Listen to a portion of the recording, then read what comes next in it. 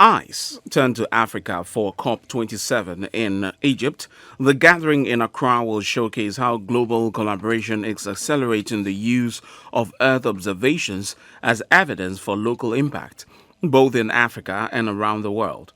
Therefore, the convening of experts from 115 countries in Accra for 18th annual meeting of the Group on Earth Observations, GeoWeek 2022, is regarded as critical to the COP27 in Egypt. Ghana's Vice President Dr. Mahmoud Bawumia will deliver the keynote address on Wednesday, 3rd November 2022.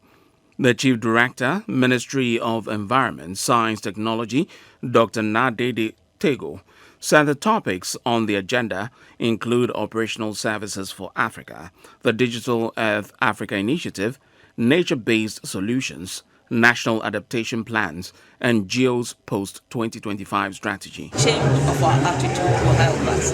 We need the vegetation. We need our land. We need our waters. The director of Ghana Space Technology Institute, Professor Shilo Osai, indicated that the GEO convenes partnerships which produce Earth observation-based tools and services to enable better decisions, policies, and investments. The Africa we want cannot be developed and implemented alone with only Africans. We need all collaboration from all over the world. The co-chair, GEO-LDN Initiative, Professor Amos Kabuba, said the university has invented space starlight technology to track down flooding, pollution, telecommunication, among others. These satellites, likewise, have previously been used to monitor hazards, fire hazards across the West African sub-region.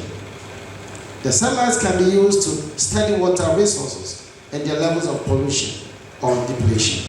Digital Earth Africa is the driver of the GeoWeek conference, and in collaboration with ministries, government agencies, academia, and civil society, DE hopes to leverage and build on existing capacity to enable the use of Earth observations to address key challenges across the continent.